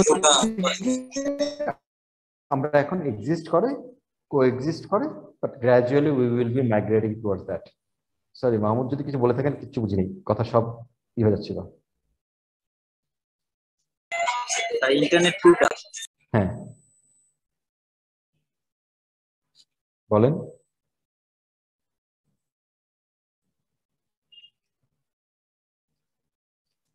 বেসিক্যালি ইন্টারনেট টু যেটা বললাম যে এটা নতুন অ্যাড্রেসিং এ একটা আরেকটা ইন্টারনেট লেয়ার তৈরি হয়েছে, যেই ইন্টারনেটে আস্তে আস্তে আমাদের সব ডিভাইসগুলো যখন মাইগ্রেট করে যাবে তখন আমরা আর IPv4 ভার্সন 4টা ওল্ড যে লিমিটেড আইপি ওটার উপরে ডিপেন্ডেন্ট থাকবো না, সো আমাদের আর লিমিটেশন থাকবে না, তখন আমাদের ইন্টারনেটের ইউজার লিমিট অনেক বেড়ে যাবে।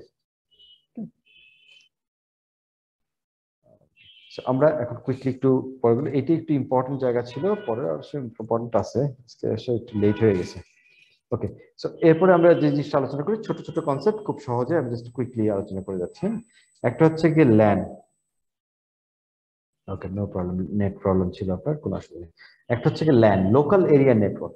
এটা হচ্ছে গিয়ে ইটস আ ফিজিক্যাল প্রক্সিমিটির উপরে বেস করে আমরা নেটওয়ার্ককে ভাগ করতেছি। হ্যাঁ, যে লোকাল এরিয়া নেটওয়ার্ক হচ্ছে কি যখন একটা অফিসের ভিতরে, একটা বিল্ডিং এর ভিতরে, একটা ফ্যাক্টরি প্রেমিসের ভিতরে নিজেদের মধ্যে যে কানেক্টিভিটি, সেটা একটা নেটওয়ার্ক, তখন এটাকে আমরা বলছি লোকাল এরিয়া নেটওয়ার্ক। এটার কোনো নির্দিষ্ট সাইজ নাই, বাট যখন এটা একটা প্রক্সিমিটির মধ্যে আছে, অর্থাৎ কাছাকাছি আছে, ফিজিক্যালি কানেক্ট করা যায়, তখন আমরা ওই নেটওয়ার্ককে বলি ল্যান, লোকাল এরিয়া নেটওয়ার্ক। সাধারণত আমরা অফিসে, একাডেমিক ব্লকে অথবা একটা ইনস্টিটিউশনের মধ্যে যে নেটওয়ার্কটা ইউজ করি, those are typically LAN. One হচ্ছে কি ওয়াইড এরিয়া নেটওয়ার্ক, ঠিক তার উল্টাটা। যখন এটা আসলে ফার ডিস্টেন্স নেটওয়ার্ক হয়, তখন আমরা এটাকে ওয়ান বলি। ইন্টারনেট ইজ এ ওয়ান, internet is the world's biggest wide area network, ওয়ান। আমি ইউনিলিভার এখানে ঢাকার সাথে চিটাগাংয়ের একটা কানেক্টিভিটি করছে, সে রেলওয়ের কানেক্টিভিটি ইউজ করে। রেলওয়ে কিন্তু আমাদের দেশের যে ব্যাকবোন, যে কানেক্টিভিটি, ইন্টার ডিস্ট্রিক্ট কানেক্টিভিটি, সেটা হচ্ছে বাংলাদেশ রেলওয়ের থ্রু দিয়ে। বাংলাদেশ রেলওয়ে যে রেলওয়ে ট্র্যাকটা আছে, রেল লাইন, ওইটার নিচে দিয়ে এবং ওইটার পাশে দিয়ে দেয়ার আর কেবলস, যেই কেবলগুলো BTCL এবং গ্রামীণ ফোন আসলে জয়েন্টলি এগুলোকে লে করছিল, যেইটা দিয়ে আমাদের সমস্ত মোবাইল নেটওয়ার্ক গুলো কানেক্টেড, ইভেন ইন্টার ডিস্ট্রিক্ট যত আমরা ডেটা কানেক্টিভিটি আছে, ইন্টারনেট কানেক্টিভিটি আছে, সবই রেল লাইনের পাশ দিয়ে গেছে আসলে। So Bangladesh railway plays a vital role in the country wide connectivity. So ওয়ান যখন বলছি তখন এই কান্ট্রি ওয়াইড কানেক্টিভিটি হতে পারে, ইন্টারন্যাশনাল কানেক্টিভিটি হতে পারে, মাল্টি ন্যাশনাল কানেক্টিভিটি হতে পারে, ইভেন আমার স্পেস স্টেশনে যদি কানেক্টিভিটি হয় সেটাও একটা ওয়ানের মধ্যে পড়বে। সো ওয়ান হচ্ছে ওয়াইড এরিয়া নেটওয়ার্ক, হ্যাঁ, যে কোনো ধরনের, যেটা লোকাল না, প্রক্সিমিটিতে নাই, যেটা ফার স্ট্যান্ডিং। আর ভার্চুয়াল প্রাইভেট নেটওয়ার্ক হচ্ছে যে এই যে আমরা একটা আলাপ করলাম যে ইন্টারনেটের ভিতর দিয়ে ইন্ট্রানেট, এই যে আমরা বললাম রেস্ট্রিক্ট করে ফেলতেছি, রেস্ট্রিক্টটা কিভাবে করতেছি? রেস্ট্রিক্টটা করতেছি হচ্ছে কি এই ভার্চুয়াল প্রাইভেট নেটওয়ার্ক তৈরি করে। ভিপিএন ওয়ার্ডটা আমরা শুনছি, তাই না? ভিপিএন ওয়ার্ডটা আমাদের ব্রাউজারে থাকে, মোবাইলে থাকে, অনেক সময় ভিপিএন কি করে, আমার এক এন্ড থেকে আরেক এন্ড, সে আমি ইউনিলিভারের কথা বলছিলাম যে ইউনিলিভারের ঢাকা অফিস, চিটাগাং অফিস এবং ইউকে অফিস, তিনটার মধ্যে ইন্টারনেটের থ্রু দিয়ে কথাবার্তা হচ্ছে, ইন্টারনেটের থ্রু দিয়ে ডেটা যাচ্ছে, কিন্তু ডেটাটা যাওয়ার সময় কি করছে, এরা একটা পার্মানেন্ট এইখান থেকে এনক্রিপশন করে ডেটাটা ইংল্যান্ড পর্যন্ত পাঠাচ্ছে। এনক্রিপশন মানে হচ্ছে গিয়ে অরিজিনাল ডেটাকে একটা পার্টিকুলার ফর্মুলা ইউজ করে বদলায় ফেলা। ফর্মুলা বলতে এটাকে কি বলি আমরা? চাবি। ওই ফর্মুলাটা পার্টিকুলার একটা ইউনিক ফর্মুলা ইউজ করে এটাকে বদলায় ওই এন্ড পর্যন্ত পাঠায় দেয়। সুতরাং এর মাঝখানে যা ট্রাফিক যাচ্ছে, মাঝখান থেকে কেউ যদি আড়ি পাতার চেষ্টা করে, সেটা সে কিছুই বুঝবে না, সব কিছু বদলানো কথাবার্তা। আগেকার যুগে রাজারা তাদের সেনাপতিকে বা ইয়েতে, যে বাদশারা তাদের সেনাপতিকে একটা কমান্ড পাঠাবে যে যুদ্ধের ময়দানে অন্য এক জায়গায় এলাকায় যুদ্ধ হচ্ছে, তো ওখানে কবুতরের পায়ের মধ্যে সে খবর পাঠায় দিল, অথবা ঘোড়াতে করে পাঠাচ্ছে, ঘোড়াতে করে একজন সরোয়ারি নিয়ে যাচ্ছে। তো ওখানে আমরা সিনেমাতে দেখি খুব সহজবোধ্য ইংরেজিতে বা কোনো একটা আরবিতে, কোনো একটা ল্যাঙ্গুয়েজে লেখা চিঠি, আসলে এত সহজ ছিল না। ওই চিঠিগুলো মাঝখানে যদি শত্রুপক্ষ পেয়ে যাচ্ছে, তো সব ইনফরমেশন জেনে যাবে। এই কারণে চিঠিগুলো লেখার জন্য তারা কি করতো, এক ধরনের ফর্মুলা ইউজ করতো। সে আমি ইংরেজিকে যদি বলি, এর বদলে আমি ইউজ করবো এই অ্যালফাবেটের বদলে ইউজ করবো 7, বি এর বদলে ইউজ করবো হচ্ছে গিয়ে 9, সি এর বদলে ইউজ করবো হচ্ছে গিয়ে 14, আমার যদি এরকম করে কতগুলো ফর্মুলা থাকে, আমি সহজভাবে বলছি, এবং আমি চিঠিকে যদি ওরকম বদলায় বদলায় পাঠাই, যে ডি এর জায়গায় আমি লিখবো হচ্ছে কি M3, হ্যাঁ, যখন M3 দেখবো তখন বুঝবো এটা ডি। তো আমি যদি এরকম লেখাগুলোকে সব বদলায় পাঠাই, এবং এই বদলাইছি আমি কি ফর্মুলায়, এটা হচ্ছে কি চাবি, এনক্রিপশন কি, এই চাবিটা যদি আমার সেনাপতি জানে যে এক্স্যাক্টলি এটাকে আবার উল্টা বদলাইতে কি করতে হবে, তাইলে আমরা দুইজন বাদে মাঝখানে আর কেউ এই চিঠি লেখা হাতে যতই পাক বুঝবে না চিঠির মধ্যে কি লিখছিলাম আমি। এইটাকে বলা হচ্ছে এনক্রিপশন। এই ডিজিটাল ওয়ার্ল্ডে এই সেম জিনিসটাই করা হচ্ছে, এক এন্ডের ডেটা থেকে এটা এনক্রিপ্ট করে অন্য এন্ডে পাঠানো হচ্ছে। তখন যে নেটওয়ার্কটা তৈরি হচ্ছে ইন্টারনেটের থ্রু দিয়ে, এইটা একটা ভার্চুয়ালি একটা প্রাইভেট নেটওয়ার্কের মতো কাজ করছে, পাবলিক নেটওয়ার্ক আর থাকতেছে না। Public network is open to all, but private network is not open to all. So it's a virtually private network হিসেবে কাজ করছে, তখন এটাকে আমরা বলছি ভিপিএন। সো এটার ভিতর দিয়ে কি যাচ্ছে, ফেসবুক যাচ্ছে না অন্য কিছু যাচ্ছে, no one can detect, only two ends can detect। বুঝা গেছে? তার মানে স্যার ভিপিএনটা অনেকটা ওয়ার্ল্ড ওয়ার 2 এর সময় সেই এনিগমা মেশিনের মতো অনেকটা function. Absolutely, actually encryption, it's all about encryption, it's all about encryption। ওকে, নেটওয়ার্ককে আরেকভাবে ভাগ করা যায়, যে এইটা সাধারণত এখন এগুলো অবসলিট হয়ে যাচ্ছে এই নলেজগুলো, হ্যাঁ, যে ক্লায়েন্ট সার্ভার নেটওয়ার্ক। আগে যেটা হয়তো, যে আমি বলছি এখন সার্ভার মানুষ অফিসে রাখেই না, খুব কম, ব্যাংকগুলো রাখে সিকিউরিটির জন্য, নিজেদের সার্ভার নিজেরা রাখে, বাট মোস্টলি এখন ক্লাউড বেসড অ্যাপ্লিকেশন ইউজ করে। এসএপিও এখন ক্লাউডে ইউজ করা শুরু করছে, ওরাকল ক্লাউডে ইউজ করা শুরু করছে, সবাই ক্লাউড ইউজ করা শুরু করছে। বাট ক্লায়েন্ট সার্ভার নেটওয়ার্ক হচ্ছে একটা নেটওয়ার্কের মধ্যে যখন কিছু ইউজার কম্পিউটার থাকবে আর কিছু সার্ভার কম্পিউটার থাকবে। সার্ভার কম্পিউটার মানে যার কাছে সব রিসোর্স থাকবে, সে বসেই আছে অন্যদেরকে রিসোর্স সার্ভ করার জন্য। সেই রিসোর্স হতে পারে ফাইলস, সেই রিসোর্স হতে পারে অ্যাকাউন্টিং ডেটা, সেই রিসোর্স হতে পারে মিউজিক লাইব্রেরি, সেই রিসোর্স হতে পারে movie library, but that's a server. তার পারপাস অফ এক্সিস্টেন্স হচ্ছে to serve the clients with data. তখন এই নেটওয়ার্কটাকে আমরা বলবো client server network. Peer to, আমি থার্ডটাতে আগে আসি, সেকেন্ডটাতে পরে যাবো। পিয়ার টু পিয়ার নেটওয়ার্ক হচ্ছে কি উল্টা, যেখানে সবাই সমান, কেউ নিজে সার্ভ করতেছে আবার সে নিজেই আরেকজনের রিসোর্স ইউজ করতেছে। ইন্টারনেটে আমরা যেটা নর্মালি করতেছি, ইন্টারনেটে আমরা ইউজাররা যে আমার কাছ থেকেও কোনো রিসোর্স চাইলে আমি শেয়ার করতে পারি।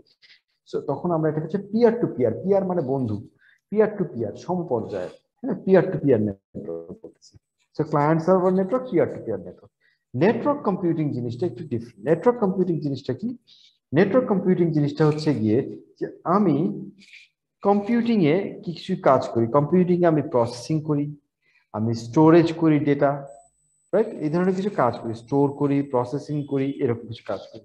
স্পেশালি এই দুইটা কাজ যদি বলি, ডিস্ট্রিবিউশন করি ডেটা, এই দুইটা কাজ যদি প্রসেসিং আর স্টোরেজ যদি ধরি, তাহলে এটা আমি নর্মালি, আমি যখন একটা কম্পিউটার ব্যবহার করতেছি, তখন আমি যদি একটা বড় প্রসেস, একটা বড় গ্রাফিক ডিজাইন করছি, একটা ভিডিও তৈরি করছি, ভিডিওটা আমি রেডি করতেছি, রেন্ডারিং বলে, এই যে কাজটা করতে দিচ্ছি, আমার কম্পিউটারের প্রসেসরের উপরেই তার লোডটা পড়বে। আমার কম্পিউটার যদি পাওয়ারফুল প্রসেসর থাকে তাহলে ফাস্টার কাজ হবে, যদি কম পাওয়ারফুল প্রসেসর থাকে তাহলে স্লোয়ার কাজ হবে।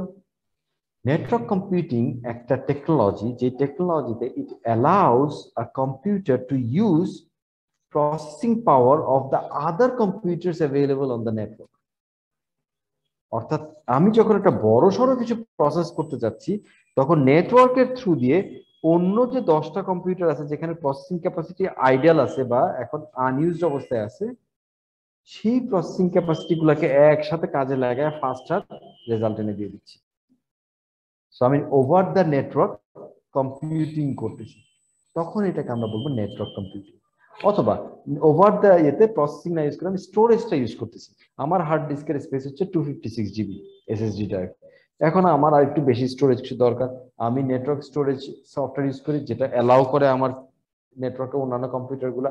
সুতরাং আমি যখন স্টোর করতেছি কোনো কিছু একটা 2 টিবির 2 টেরাবাইটের, তখন এটাকে ডিস্ট্রিবিউটেড হয়ে নেটওয়ার্কের থ্রু দিয়ে অন্যান্য কম্পিউটারের স্টোরেজও জায়গা করে দিচ্ছে। এই ওয়েতে ওভার দ্য নেটওয়ার্ক আমি যখন কম্পিউটিং করছি, তখন এই টেকনোলজিটাকে আমরা বলছি নেটওয়ার্ক কম্পিউটিং। তার মানে ওইটা একটা নেটওয়ার্ক ফর কম্পিউটিং। ওকে, এটা একটা এক্সাম্পল আমরা খুব কমনলি ইউজ করি। মুভি ডাউনলোড করার জন্য একটা সফটওয়্যার ইউজ করি আমরা অনেক সময়, কি জানি নাম, টরেন্ট। টরেন্ট ইউজ করি স্যার আমরা। Exactly, torrent, exactly torrent. এই টরেন্ট হচ্ছে একটা network computing software actually. Torrent কি করে, আপনি যখন টরেন্ট সফটওয়্যারটা ইনস্টল করেন তখন টরেন্ট কি করে, সে খুঁজতে থাকে তার যে নেটওয়ার্ক আছে সেই নেটওয়ার্কের মধ্যে, আপনার পাড়া প্রতিবেশী বিভিন্ন জনের মধ্যে আপনি যখন একটা পার্টিকুলার মুভির নাম দিয়ে সার্চ করছেন, কারো হার্ড ডিস্কে ওই মুভিটা আছে কিনা, যেখানে টরেন্ট ইনস্টল করা আছে যে কম্পিউটারে, সেই হার্ড ডিস্ক থেকে মুভিটাকে আসলে ডাউনলোড করে আপনাকে আপলোড করে দেখায়। বুঝছেন? তার মানে সেখানে আপনি স্টোরেজ ইউজ করতেছেন ওভার দ্য নেট, আপনি আসলে না জেনে নেটওয়ার্ক কম্পিউটিং ইউজ করতেছেন। So torrent is a very common application যেটা নেটওয়ার্ক কম্পিউটিং টেকনোলজিতে চলে। ওকে, সো এই ধরনের অনেক সায়েন্টিফিক অ্যাপ্লিকেশন আছে, অনেক হাই টেক অ্যাপ্লিকেশন আছে যেগুলো নেটওয়ার্ক কম্পিউটিং ইউজ করে। টরেন্ট হচ্ছে কি জেনারেল মানুষের অ্যাপ্লিকেশন। ওকে, আচ্ছা আজকে আমি একটু ক্লাসটা এখন একটু শেষ করতে চাচ্ছি। হ্যাঁ, আমার একটু শোনা যাচ্ছে কি? আমি একটু ক্লাসটা আজকে এই পর্যন্ত রেখে শেষ করতে চাচ্ছি, পরের স্লাইডগুলো আমি নেক্সট ক্লাসে কভার করে দেবো ইনশাআল্লাহ। Okay sir. তো ওকে স্যার। জি স্যার, ওকে স্যার। আমার একটা অনুষ্ঠান আছে, সেই অনুষ্ঠানে আমার যাওয়ার কথা ছিল 8:30টায়, তো যেহেতু ক্লাস ছিল আমি যাইনি, তো এর চেয়ে বেশি লেট করা আর আমার উচিত হবে না আর কি অনুষ্ঠানে। স্যার ধন্যবাদ আপনার আমাদের এতটুকু সময় দেওয়ার জন্য স্যার। না না কোনো বিশেষ কৃতজ্ঞ। না, কোনো অসুবিধা নেই, এটা আমার দায়িত্ব। তো ইনশাআল্লাহ নেক্সট ক্লাসে দেখা হবে। হ্যাঁ, নেক্সট ক্লাসে দেখা হবে, তখন আমরা একটু ফাস্টার গিয়ে কভার করে দেবো ইনশাআল্লাহ। Thank you sir. ইনশাআল্লাহ স্যার, থ্যাংক ইউ স্যার, ভালো থাকবেন স্যার। আসসালামু আলাইকুম স্যার। ওয়া আলাইকুম আসসালাম ওয়া আসসালামু রাহমাতুল্লাহি ওয়া আলাইকুম। বারাকাতুহু। সবাই ভালো থাকবেন ইনশাআল্লাহ। আসসালামু আলাইকুম স্যার। ওয়া আলাইকুম আসসালাম। স্যার, দোয়া চাই জি। স্যার আসসালামু আলাইকুম।